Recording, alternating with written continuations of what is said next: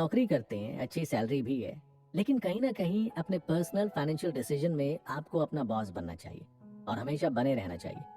मैं ये नहीं कहता कि नौकरी करना गलत है, लेकिन अपनी अर्निंग्स को बढ़ाना भी तो गलत नहीं है। आपके बॉस भी तो ऐसा ही करते होंगे, फिर आप क्यों नहीं करते? अच्छा, नौकरी करने के फायदे कितने हैं और नुकसान क्या क्या है? आपने कभी सोचा है इसका केवल एक ही फायदा है, बाकी सब नुकसान है? आप एक टाइम में बाउंड हो जाते हैं जहां आपको वही करना है जो आपसे कहा गया है। उस पर एक दिन की छुट्टी मिलती है, वो भी पेंडिंग कामों की भरी चढ़ जाती है। अपने दोस्तों यारों से तो मिलना भूल ही जाइए, बस इंस्टाग्राम और फेसबुक पर अपने बॉस की दुबई ट्रिप देखकर ठंडी आंखें भरते रहिए और उनकी फोटोज को लाइक करना मत भूलिए। आपको बॉस की नजरों में उनके लिए सबसे पॉजिटिव इंसान बनना होता है। सैलरी मिलने पर खुशी होती है, लेकिन घर पहुंचते ही टेंशन शुरू हो जाती है कि घर खर्च कैसे चलाया जाए। अगर आप प्राइवेट जॉब में हैं तो आप मेरी बात से बिल्कुल रिलेट करेंगे। हाँ, फायदा एक ही है, मंथ एंड में मिलने वाली सैलरी। अब इन बातों को सुनकर जोश में आने की कतई जरूरत नहीं। ऐसा बिल्कुल मत कीजिए कि आप आज ही नौकरी छोड़कर बैठ जाएं। जल्दबाजी शैतान का काम, ये तो आपने सुना ही होगा। तो अब आता है सब्र। जिसने अपनी लाइफ में इस चीज को अपना लिया वो कभी नहीं हारेगा। पेशेंस एक ऐसी चीज है जो हर किसी के पास नहीं है। भागदौड़ भरी लाइफ में हम जितने बिजी हो चुके हैं, कई बार छोटी छोटी चीजों पर इरिटेट हो जाते हैं। आपको अमीर बनना है तो सबसे पहले पेशेंस को अपनी लाइफ में उतारना होगा। आप सोचेंगे मैं अचानक ऐसी फिलॉसफी भरी बातें करने लगा। अगर आप अमीर बनने का सपना देख रहे हैं तो पेशेंस इसमें आपकी बहुत मदद कर सकती है। एक 5 साल वाली ट्रिक सीखते हैं। एक्चुअली ये ट्रिक मुझे एक बैंक में काम करने वाले दोस्त ने बताई थी। चलिए आपसे भी शेयर कर देता हूँ। आप जो भी काम करते हैं, नौकरी या बिजनेस, करते रहिए और एक काम साथ साथ ये भी कीजिए कि अपनी कमाई का सीधा 30 से 40% हिस्सा हर महीने एफडी में डिपॉजिट करवा दीजिए। अब आया टाइम पेशेंस का। सब्र का फल हमेशा मीठा होता है, ये कहावत तो आपने सुनी होगी। अब कीजिए पूरे 5 साल का इंतजार। आपको अपनी हर एफडी को 5 साल के लिए बुक करना है। इसमें आपको बची हुई सैलरी या बिजनेस करते हैं तो उससे मिले प्रॉफिट से बाकी के काम चलाने हैं। भूल जाइए कि 30% जो आपने एफडी के लिए निकाला था वो आपका पैसा है। कम से कम 5 साल के लिए तो भूल ही जाइए। आपको अपने जमा किए पैसों पर एक लमसम आइडिया दे दूं तो आप 2 लाख जमा करवाइए तो 5 साल बाद रिटर्न के रूप में 1 लाख या इससे ज्यादा भी कमा सकेंगे। सुनी सुनाई बातें हैं, लेकिन कई निजी बैंक आपकी एफडी का 11 साल में डबल पैसा भी रिटर्न करते हैं।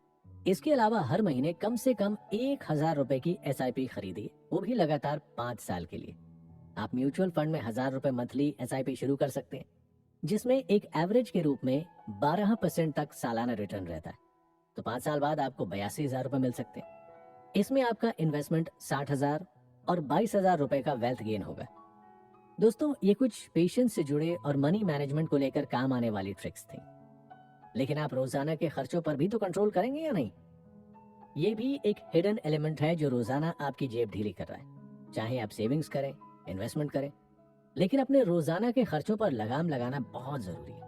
अच्छा, जरा रुकिए और सोचिए, रोजाना टपरी पर चाय की आदत, सिगरेट के कश लगाना या वीकेंड पर पार्टी। हाँ, सोशल गैदरिंग जरूरी है, लेकिन आपने कभी सोचा है कि अमीर आदमी इतने कंजूस क्यों होते हैं? उनके पास एक एक पैसे का हिसाब होता है, जिन्हें हम कहीं ना कहीं मिस कर देते हैं। हम एक्चुअल में इस आदत को इग्नोर करते आए हैं क्योंकि हमारी जनरेशन ऐसी ही है। अगर कोई पिछली जनरेशन का व्यक्ति इसे सुन रहा है तो वो मेरी बातों से जरूर रिलेट करेगा। हम फिक्र नहीं करते, हम आज की सोचते हैं और इसी सोच में हम खर्चों पर कंट्रोल करने की बजाय छोटी छोटी गलतियों से खुद का नुकसान कर लेते हैं। पानी बूंद बूंद के जरिए ही भरता है और कुछ रिश्ता भी उसी तरीके से। सबसे पहले तो आपके जो भी खर्चे हैं उनकी लिस्ट बना लीजिए और फिर पूरा महीना आप जो खर्च करते हैं उसकी भी लिस्ट बनाइए। फिर दोनों लिस्ट को मिलाकर चेक करिए कि कितना पैसा आपने गैर जरूरी चीजों पर खर्च किया है। इसके बाद अगले महीने से फिर से लिस्ट बनाइए और कोशिश कीजिए कि गैर जरूरी खर्चों से बचत करके बचे हुए पैसों को अकाउंट में सुरक्षित कर दिया जाए या बचे हुए पैसों को इन्वेस्ट कर दिया जाए, है ना जान? पर कुछ मेरी तरह आलसी लोग लिस्ट बनाने को पहाड़ सा बड़ा काम समझते हैं। तो आजकल कई ऐसी एप्स हैं जिनके जरिए आप आसानी से इस लिस्ट को मेंटेन करके रख सकते हैं। इसे आप ज्यादा ही बचा पाएंगे, जो आगे आपकी जरूरतें या इन्वेस्टमेंट में काम आएगा। दोस्तों, कहीं इन्वेस्ट करना कोई बड़ा ट्रिकी काम नहीं है। हो सकता है बड़े बुजुर्ग आपको इसकी इजाजत भी ना दें। हो सकता है वो हमारी इस चर्चा से सहमत ना हो, सबका नजरिया अलग हो सकता है, लेकिन पैसे की कद्र किए बिना कोई भी बड़ा आदमी नहीं बन सकता है। कुछ को तो ये भी लगेगा कि फालतू की बातें और इन्वेस्टमेंट नहीं करने के बाद भी मजानी लाइफ चल रही है, तो क्यों इतना जतन करें। यार वो जतन तो आप जॉब करने के लिए भी करते हैं और अपनी जरूरतों को पूरा करने के लिए भी। हाँ, हो सकता है कि आपको लग रहा हो कि ये तो नॉर्मल लाइफ की तरह जिंदगी गुजारना है, ना कोई मौज ना कोई शौक, बस मेरी बताई बातों पर इन्वेस्ट किया जाए और अपनी लाइफ को बोरिंग बना ले। आप में से ज्यादातर लोग प्राइवेट नौकरी से होंगे और जरूर सपना देखा होगा कि काश सरकारी नौकरी होती तो आज लाइफ में मौज काट रहे होते। मेरे साथ बने रहिएगा, क्योंकि अगले एपिसोड में हम प्राइवेट और सरकारी नौकरी को लेकर एक चर्चा करेंगे।